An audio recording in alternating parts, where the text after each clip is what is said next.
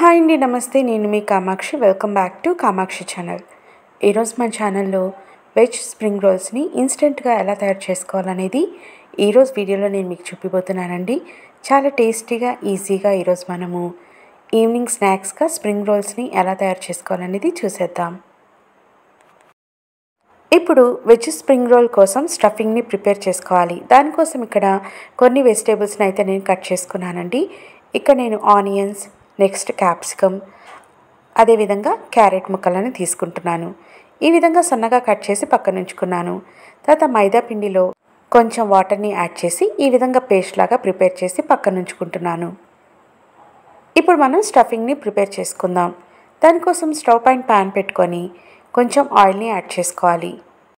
Oil కాస్త heat అయిన తర్వాత మనం కట్ చేసి పెట్టుకున్న వెజిటేబుల్స్ని ఇందులోకి యాడ్ చేసుకోవాలి. ఇక్కడ నేను కట్ చేసి పెట్టుకున్న వెజిటేబుల్స్ని ఇందులోకి యాడ్ చేస్తున్నాను. ముందుగా క్యాప్సికమ్ని, తర్వాత క్యారెట్ ముక్కలని, ఆ తర్వాత ఉల్లిపాయ ముక్కలని వేసుకుంటున్నాను. ఈ విధంగా అన్నీ కలిపి యాడ్ చేస్తున్నాను. కొత్తిమీర కొంచెంగా తీసుకుంటున్నాను. మీరు కావాలంటే ఇందులోకి స్ప్రింగ్ ఆనియన్స్ని కూడా తీసుకుంటే చాలా బాగుంటుంది. అదేవిధంగా క్యాబేజ్ని కూడా సన్నగా తురిమి తీసుకుంటే ఇంకా టేస్టీగా ఉంటుంది. నా దగ్గర అవైలబుల్ ఉన్న వెజిటేబుల్స్తో నేను ప్రిపేర్ చేస్తున్నాను. ఇలా తీసుకొని వీటిని బాగా మిక్స్ చేసుకోవాలి. ఈ విధంగా మరీ ఎక్కువగా ఫ్రై అవ్వాల్సిన అవసరం లేదండి. జస్ట్ కాస్త లైట్గా హీట్ అయితే సరిపోతుంది. ఇప్పుడు ఇందులోకి మనము స్పైసెస్ని యాడ్ చేసుకుందాము. ముందుగా ఇందులోకి రుచికి సరిపడా సాల్ట్ని యాడ్ చేసుకోవాలి. సాల్ట్ యాడ్ చేసుకున్న తర్వాత ఇందులోకి నేను పసుపుని యాడ్ చేస్తున్నాను. జస్ట్ చిటికెడు పసుపుని వేస్తే సరిపోతుంది. పసుపు వేసుకున్న తర్వాత ఇప్పుడు ఇందులోకి గరం మసాలాని యాడ్ చేయాలి. గరం మసాలా వేసుకున్న తర్వాత కొంచెం ధనియాల పౌడర్ని కూడా యాడ్ చేసుకోవాలి. తర్వాత ఇందులోకి ఫ్లేవర్ కోసం కొంచెం సోంపుని యాడ్ చేస్తున్నాను. సోంపు వేసుకుంటే మంచి టేస్ట్ ఉంటుందండి. ఇవన్నీ యాడ్ చేసుకొని ఒకసారి ఈ విధంగా బాగా మిక్స్ చేసుకోవాలి. ఇంకా మీకు నచ్చితే అల్లం వెల్లుల్లి పేస్ట్ కూడా వేసుకోవచ్చు. ఈ విధంగా స్పైసెస్ మొత్తం వెజిటేబుల్స్కి పట్టేటట్టుగా మిక్స్ చేసుకోవాలి. ఈ విధంగా మిక్స్ చేసుకున్న తర్వాత నేను స్పైసీనెస్ కోసం ఇందులోకి చిటికెడు కారంని కూడా యాడ్ చేస్తున్నాను. ఇప్పుడు కొంచెం కారం యాడ్ చేసుకొని ఇంకొంచెం సేపు మిక్స్ చేసుకోవాలి. జస్ట్ ఒక చిన్న క్లిప్ మిస్ అయిందండి. ఇందులోకి నేను కొంచెం కారం కూడా యాడ్ చేశాను. ఒక చిన్న క్లిప్ అయితే మిస్ అయిందండి కారం యాడ్ చేసుకున్న తర్వాత. అండ్ ఫైనల్గా ఇందులోకి టేస్టీనెస్ కోసం కొంచెం పుట్నాల పౌడర్ని యాడ్ చేస్తున్నాను. పుట్నాల పౌడర్కి బదులుగా మీరు శనగపిండిని కూడా వాడచ్చు. ఇలా వేసి ఒకసారి బాగా మిక్స్ చేసుకొని స్టవ్ ఆఫ్ చేసుకోవాలి.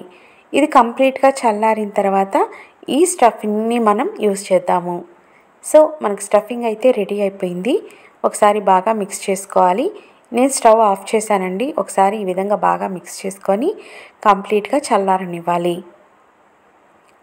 ఇప్పుడు ఈ స్టఫింగ్ పెట్టడం కోసం మనం స్ప్రింగ్ రోల్ షీట్స్ని రెడీ చేసుకోవాలి.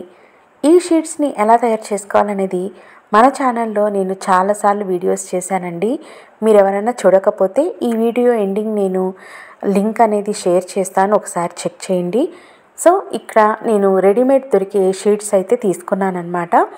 ఈ షీట్స్తో ఇప్పుడు నేను త్వరగా ప్రిపేర్ చేస్తున్నాను.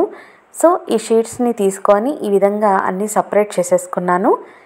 ఇప్పుడు మనం స్ప్రింగ్ రోల్స్ రెడీ చేసుకుందాం. మనం ప్రిపేర్ చేసుకున్న స్టఫ్ని ఈ విధంగా షీట్లో పెట్టేసుకోవాలి.